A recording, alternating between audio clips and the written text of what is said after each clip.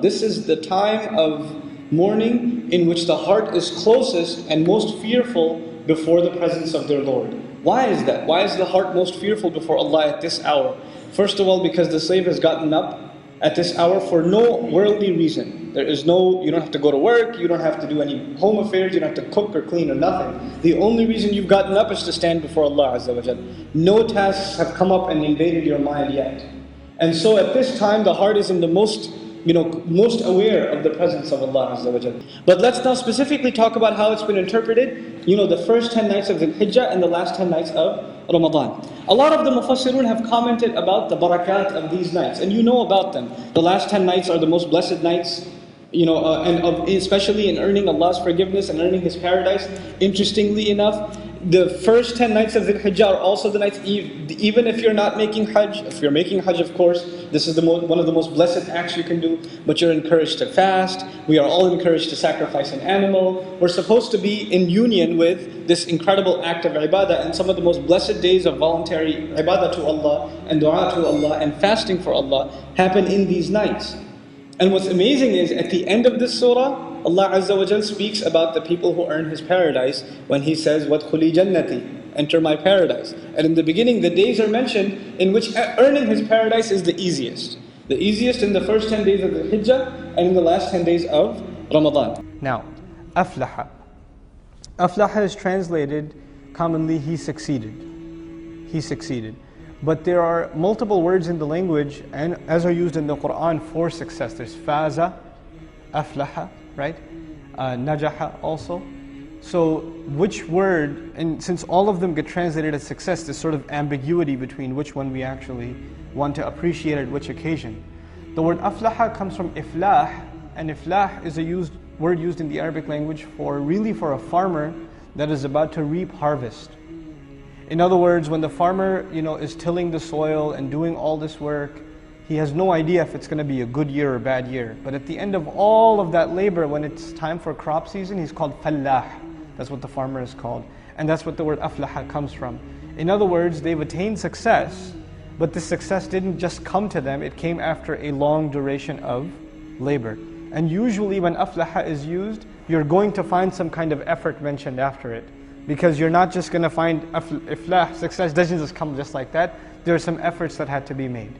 So what are these efforts? Let's look forward, inshallah. قَدْ أَفْلَحَ مَنْ زَكَّاهَا. The one who engaged in purifying it thoroughly has already attained success. What is it in purifying it? It is the nafs that's being talked about previously when Allah says وَنَفْسٍ وَمَا سَوَّاهَا فَأَلْهَمَهَا فُجُورَهَا وَتَقْوَاهَا قَدْ أَفْلَحَ مَنْ زَكَّاهَا. So the one engaged in purifying it and cleansing it has already attained success. The activity of cleansing oneself, Allah calls it success. Not the one who has pure nafs. That may never happen. You and I may be engaged in the activity of trying to purify ourselves our entire lives, but we'll never get a fully pure nafs. But the one sincerely engaged in this activity, Allah calls that activity itself success. He calls that activity itself success. Then another nuance in this ayah that is a comparison between an ayah we saw before, قَدْ أَفْلَحَ مَنْ تَزَكَّى.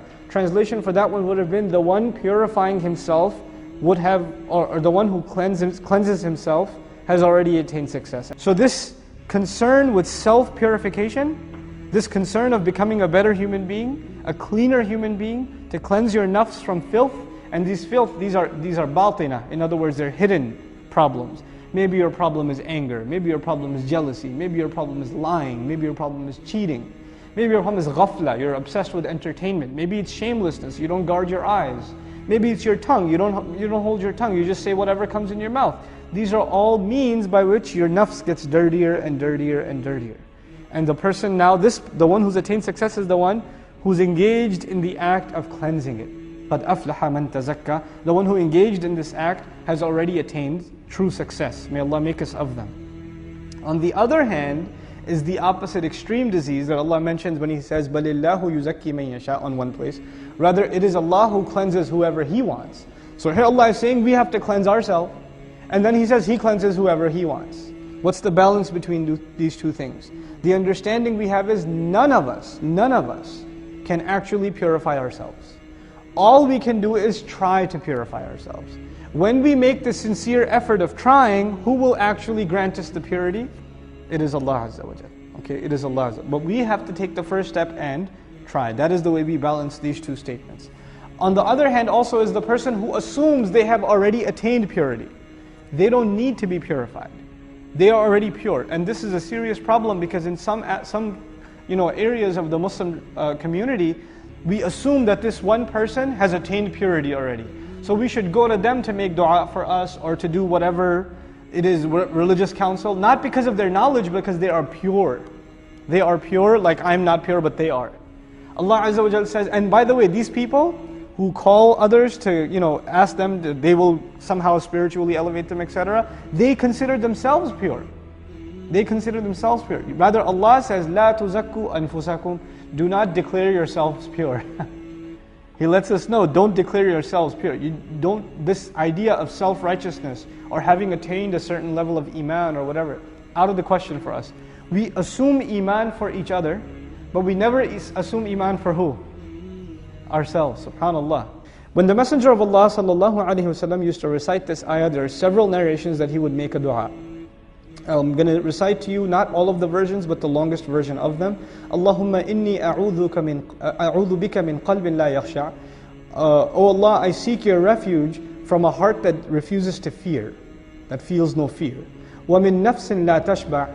And I seek your refuge from a nafs, a conscience that is never fulfilled. Meaning it's always running after more things, it's never tranquil, it's never satisfied. وَمِن دَعْوَةٍ لَا يُسْتَجَابُ لَهَا. And I seek your refuge from a prayer that is not going to be answered. Meaning you're asking Allah Azza wa Jal and it won't be answered. Allahumma ati nafsi taqwaha. Oh Allah, grant my nafs, that same thing, my conscience, grant it its protection. فَأَلْهَمَهَا فُجُورَهَا وَتَقْوَاهَا. And the Messenger is asking sallallahu alayhi wasallam, grant my nafs its taqwa. Grant it this gift of wanting to protect itself. وَزَكِّهَا. And cleanse it, purify it. أَنْتَ خَيْرُ مَنْ زَكَّاهَا. You are the best, you are the one in the best position to cleanse it or to purify it. Now, خَيْرُ مَنْ زَكَّاهَا means you are the best, but you're not the only entity involved. Who has to engage in this activity first? We are, but you're in the best position to actually cleanse it. So Allah the Messenger of Allah didn't just say, you're the only one, but He said, you're the best to cleanse it. In other words, He put responsibility on our side too. Now, the parallel between the sun and the nafs, remember we talked about it in the beginning of the surah? The sun, Allah gave the nafs such bright ability to cleanse itself. He put that inclination inside of it. But it can come to a point like night when it gets overcovered with darkness. And when the nafs is clean, it doesn't just benefit itself, its light goes to others. وَالشَّمْسِ وَضُحَاهَا also, its light spreads out. And not only that, in the darkest time, the sun can still benefit what? The moon, and the light still comes out. So even in the toughest time, you will benefit. Especially in times of fitna and darkness, you will benefit from a clean nafs because it will be like the moon that shines bright even in the middle of darkness. And then we read the next profound statement, وَقَدْ خَابَ مَنْ دَسَّاهَا. Khaba in Arabic is a really interesting word. It means when you are running after something and you fail to get it. Or you really, really wanted to get something, but when you got it, it was something other than what you wanted. Like you didn't get what you wanted, like your kids at Eid or something. The Quran says, قَدْ خَابَ مَنْ دَسَّاهَا. We haven't discussed the word dasaha. That the one who throws it into the dust and covers it up and buries it in dust and completely disregards it. What is it? The nafs. The nafs. Who completely disregards the good potential of the nafs. The goodness that Allah gave the nafs. The one who completely disregards it is setting himself up for major frustration, for major disappointment. They think they're running after something they want. When they get it, they're going to realize it's not what they wanted anyway. So that's the word khaba with the word dasaha. Similarly, in the previous surah, we found this nafs, this diseased nafs. When he puts himself in the dust, he doesn't think anybody else cares either. He doesn't care about his nafs. Who else is going to ask him anyway? So, أَيَحْسَبُ أَن لَّمْ يَرَهُ أَحَدٌ أَيَحْسَبُ أَن لَّن يَقْدِرَ عَلَيْهِ أَحَدٌ in the previous surah. Does he assume nobody sees him? Does he see that nobody saw him? That nobody has control over him or will have control over him? So, قَدْ أَفْلَحَ مَنْ دَسَّاهَا. This is the state of the one who gets that imbalance and the only concern in their nafs is pleasures and greed and wealth. Just worldly things. And there's no concern of the other world that balances the nafs, like night and day are balanced and sun and moon are balanced, that we read in the beginning of this surah. And how the nafs itself was created in balance. It was created in balance because Allah says, وَنَفْسٍ وَمَا سَوَّاهَا. But now this person has lost that balance altogether. Now that Allah has mentioned this imbalance of the nafs, and the one who's humiliated himself, the subject almost immediately switches. And it switches to a nation, not a person, but a nation.